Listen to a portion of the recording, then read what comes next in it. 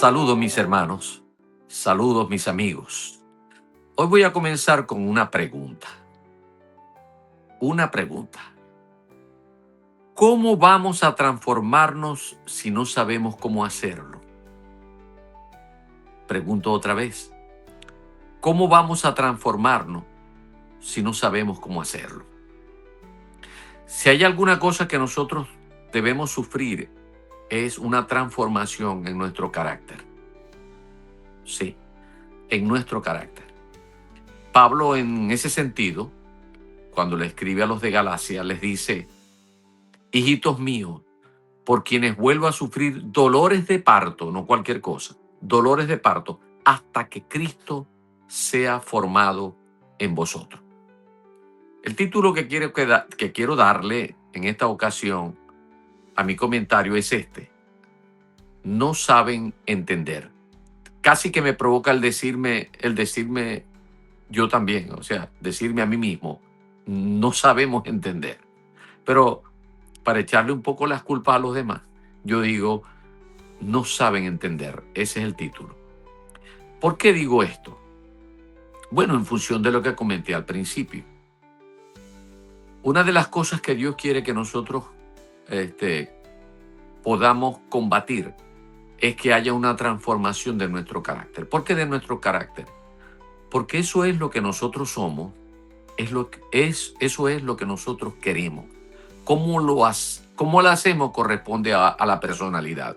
Pero en cuanto al carácter, el carácter es lo que somos, es lo que queremos, es el punto de partida de lo que aspiramos.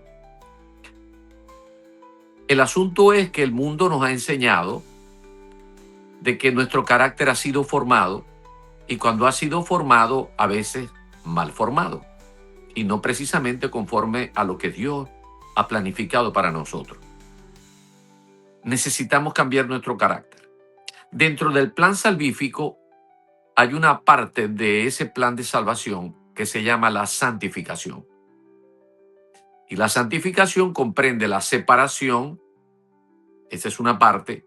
La otra tiene que ver con la dedicación, la otra tiene que ver con la preparación, de manera pues que la separación, la consagración y la dedicación son parte de la santificación. ¿Y qué busca esto? Cambiar nuestro carácter. El Espíritu Santo de Dios se nos dio para que, entre otras cosas, nosotros podamos cambiar nuestro carácter. Porque cuando nosotros cambiamos nuestro carácter y asimilamos o tenemos por punto de referencia el carácter de Cristo, entonces nosotros nos encontraríamos pensando y haciendo conforme a como Dios lo planificó, teniendo el Espíritu Santo de Dios morando en nosotros. Porque hay un trabajo. Y el principal trabajo, yo siempre utilizo una cita antiguo testamentaria. Me refiero a Oseas en el capítulo 6, versículo 6, cuando Oseas dice: misericordia quiero más que todos los sacrificios, y conocimiento de Dios más que holocaustos. Entonces, podríamos decirlo que son dos aspectos fundamentales: la misericordia y el conocimiento de Dios. Necesitamos de eso. Con la misericordia avivada en nosotros, entonces nosotros estaríamos dispuestos a predicar el evangelio, a evangelizar, a darle paso a eso que se nos encomendó como iglesia, que es la gran comisión. No podemos llevar a efecto la gran comisión sin que antes nosotros no tengamos misericordia de quienes se pierden. Como un día estábamos nosotros perdidos, alguien tuvo misericordia de parte de Dios, la puso en su corazón y él nos predicó. En el caso mío, por ejemplo, mi hermano Neudis Narváez fue la persona que Dios usó para conducirme a los caminos del Señor. Él estuvo orando, clamando, intercediendo, insistía, a pesar de que yo lo evadía. Él insistía hasta que yo llegué al conocimiento de Dios. Eso es la misericordia. Por eso siempre acudo a Oseas capítulo 6, verso 6. Misericordia quiero más que todos los sacrificios, y conocimiento de Dios más que holocausto. Ahora, quiero referirme, ir apuntando en esto, en este comentario, ir apuntando a la necesidad que nosotros tenemos de saber aprender. Porque es que a veces estamos utilizando mecanismos inadecuados, incorrectos, y nosotros pensamos que estamos utilizando los mecanismos correctos, que estamos utilizando la metodología pertinente, de tal manera que pudiéramos alcanzar lo que Dios planificó para nosotros alcanzar. Pero no es así. Por esto es que en una ocasión, y acudo ahora a las escrituras, a lo que está establecido en Isaías, contexto. Isaías, más o menos unos 750 años antes de Jesucristo, él pudo visualizar, pudo entender porque el Espíritu Santo de Dios estaba sobre él y le hizo ver la condición en la que estaba el pueblo de Israel. 750 años antes de Jesucristo, es decir, como unos 160 o 170 años antes del cautiverio del que fue objeto, sobre todo Jerusalén, que fueron llevados cautivos a Babilonia. Entonces, proféticamente, el Señor estaba utilizando a Isaías para hacer una descripción acerca de la falta del conocimiento que no estaban desarrollando el pueblo de Israel. No entendían el propósito. El pueblo de Israel creía que era una nación privilegiada, que lo era, porque Dios los escogió como la nación primogénita, los escogió a ellos para que ellos fueran el modelo y pudieran, entre otras cosas, enseñar de Jehová Dios al resto de las naciones. Era la nación piloto, era la nación escogida para que dentro de esa nación naciera el Salvador del mundo. Por eso le promete a Abraham al decirle, en ti serán benditas todas las naciones de la tierra. Y esto no lo habían entendido muy bien los israelitas. Por el contrario, se iban cerrando y si bien utilizaban algo de ese preevangelismo, que era el hablarles y convertir al judaísmo, estos que se denominan prosélitos, eran porque tenían que convertirse al judaísmo para llevar a efecto todos los rituales, las fiestas y las ceremonias que se demandaba a todo aquel que quería ser judío en cuanto a la religión se refiere. Pero muy, muy tímidamente, la mayoría del liderazgo no entendía. Por el contrario, se enorgullecían y miraban por encima del hombro a los gentiles, cuando Dios los estaba hablando, cuando Dios les estaba impulsando a que se prepararan para un nuevo pacto. Ya Él les profetizaba acerca del nuevo pacto. Ahora entendemos, por ejemplo, que Isaías es uno de los grandes libros de la Biblia, que por cierto tiene una particularidad. Isaías son 66 capítulos, lo configuran, de los cuales los primeros 39 hablan de lo que son juicios y el resto, los otros 27, como que si se tratara de una Biblia comprimida, hablan acerca de la restauración, habla de lo que era el preparar los corazones para que apareciera Cristo, es decir, el Mesías Redentor, apareciera en escena. Eso es un asunto de usted. 66 capítulos tiene Isaías. Bueno, 66 tiene la Biblia. Los primeros 39 corresponden al Antiguo Testamento. Igualmente, Isaías habla básicamente de todo lo que tiene que ver con el análisis de lo que estaba pasando con el resto de las naciones, la sentencia, el juicio que iba a venir. Pero ya en el capítulo 40 comienza con otra cosa. Esto, por cierto, yo lo relato en mi libro, que tiene que ver con detrás de la forma. Ya le llegará a usted la ocasión de estudiar un poco acerca de este punto tan importante de las escrituras. Lo cierto es que en el capítulo número, vamos a ver, 56, el contexto es que Dios le habla al pueblo de Israel, especialmente a sus líderes, quienes tenían la responsabilidad de guiar al pueblo. Y ya en el capítulo 56, verso 1, habla de la salvación para los gentiles. Usted lo puede leer y darse cuenta de ello. Pero luego dice, a partir del versículo 9, Dios es muy duro con el pueblo de Israel. Ahora vamos a hacer una traspolación, pero por ahora quiero abocarme a lo que les dijo fuertemente al pueblo de Israel y especialmente a sus líderes, porque no entendían su plan. Aunque Dios los escogió a ellos, bueno, ellos pensaron que, bueno, nosotros somos la última Coca-Cola del desierto y nosotros somos los especiales, los demás son gentiles, son otra cosa, son de menos categoría. Eh, Perdieron la perspectiva de lo que el Señor y no entendían. Pero ¿por qué no entendían? Eso es precisamente lo que estamos tocando en esta oportunidad. Lo cierto es que en el versículo 9 dice, refiriéndose de una manera muy fuerte a ese liderazgo, todas las bestias del campo, todas las fieras del bosque, venid a devorar.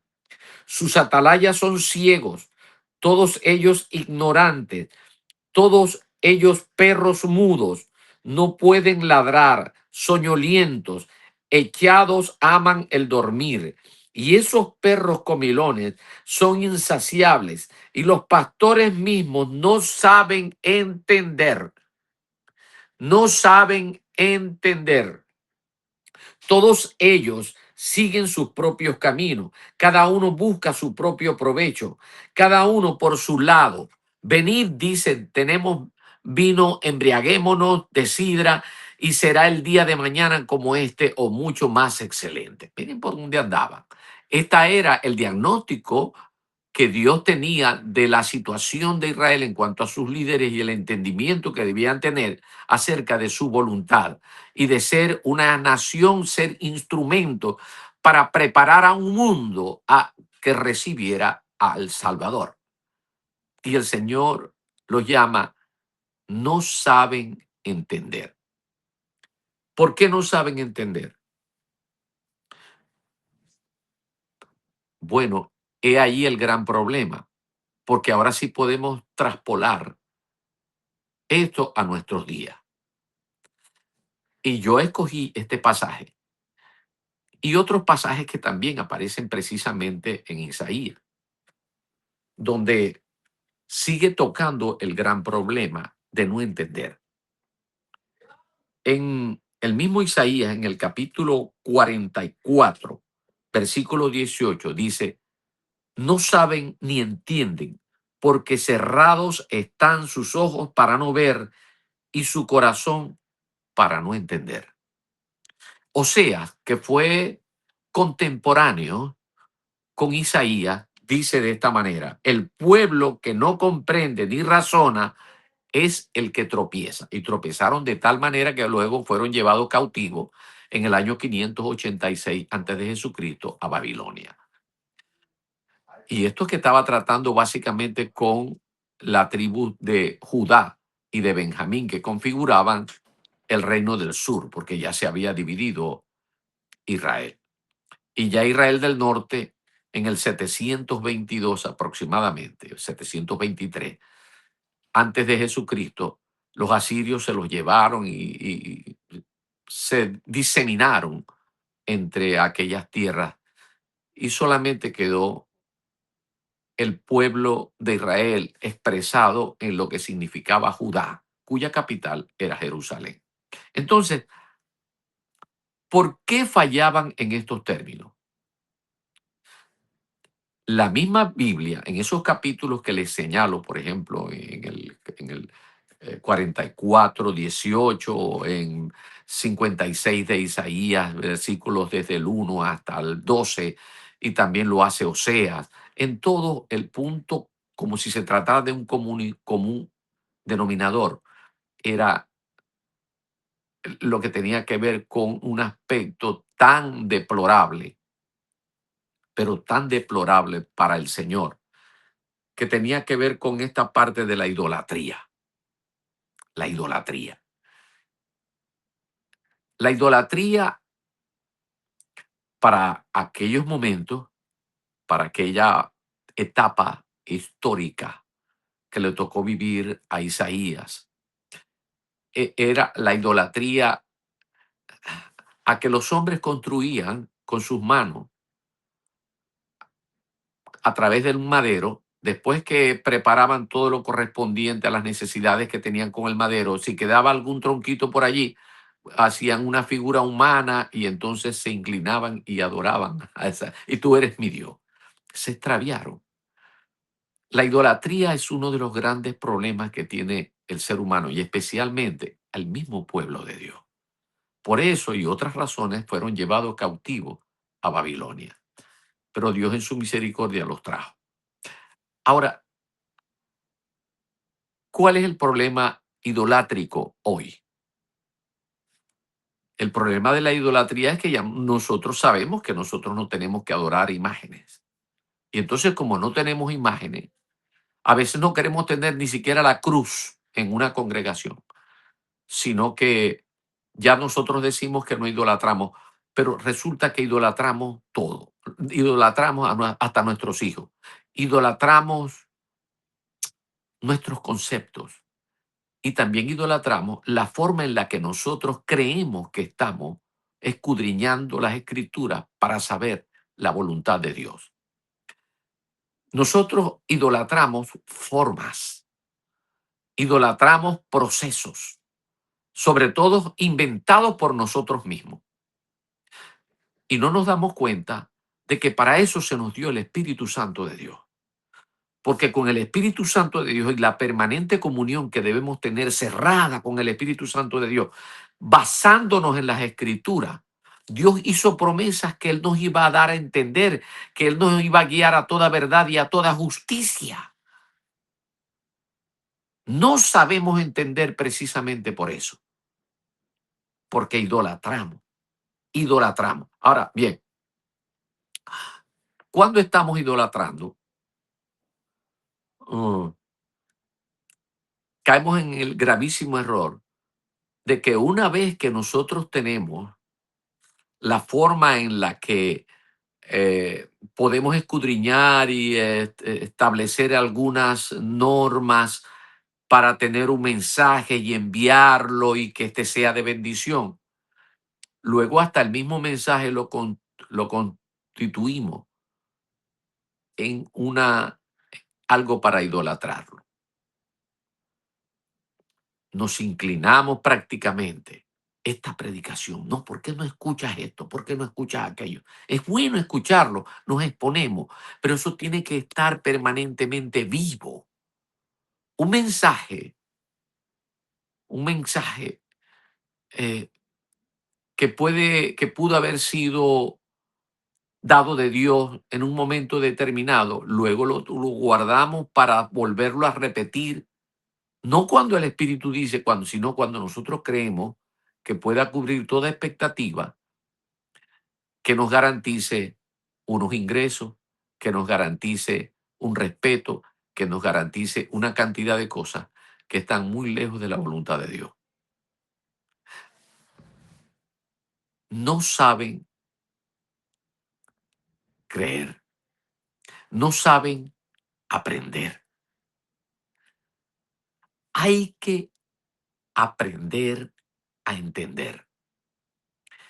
El Espíritu Santo de Dios es el que nos fue dado para guiarnos a toda verdad y a toda justicia. Y voy a cerrar con esto porque esta es la parte más candente. Hoy manejamos la inteligencia artificial y hoy muchos están organizando predicaciones en función de la inteligencia artificial. Y ya están sustituyendo La metodología de acercarnos a Dios por vía de la comunión cerrada con Él y pedirles directrices de cuál debe ser la palabra a manejar de acuerdo a cuál necesidad. Hoy se está trabajando en función de la inteligencia artificial. Y quiero decir con esto, no es que es mala la inteligencia artificial. La inteligencia artificial comenzó más o menos como en el siglo XX, como en la década de los 60, del 60, ya en los años 64 y 65.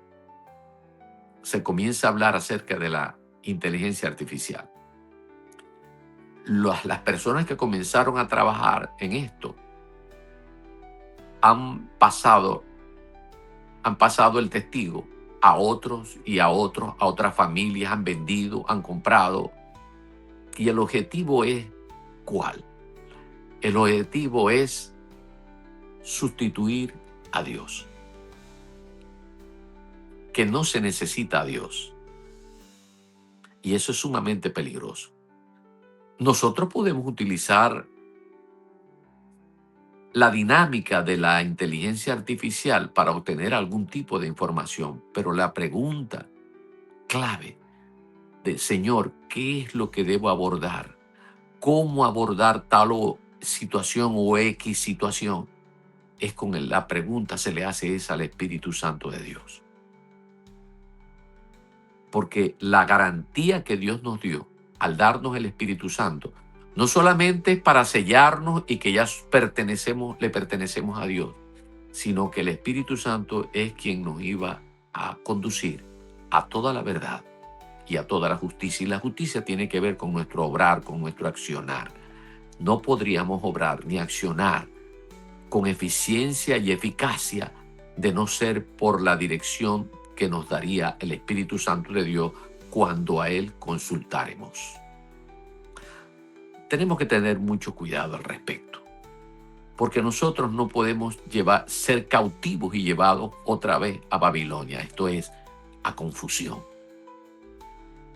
Porque hay muchísimas áreas en las que nosotros podríamos estar en un estado de confusión y lo primero que se nos cambia cuando entramos en Babilonia es que nos cambian el nombre y terminamos adorando cualquier cosa menos a Dios. Es de suma importancia esto. Así que mucha atención a la sugerencia que nos hace que busquemos de Dios y específicamente del Espíritu Santo de Dios, el que nos fue dado para que nosotros podamos con Él obtener las directrices necesarias para cubrir necesidades, no solamente las nuestras, sino las de tantas personas a las que estamos llamados a afectar. Bueno, quiero detenerme en el comentario, no sin antes invitarles a que sigan lo que se produce en Vida TV Play. Muchas personas están trabajando para Vida TV Play con el firme propósito de afectarlo positivamente a usted, que está atento porque usted tiene un corazón para Dios. Y si todavía no tiene a Cristo en su vida, es tiempo de tenerlo. Por ahora que el Señor me los bendiga en su grado.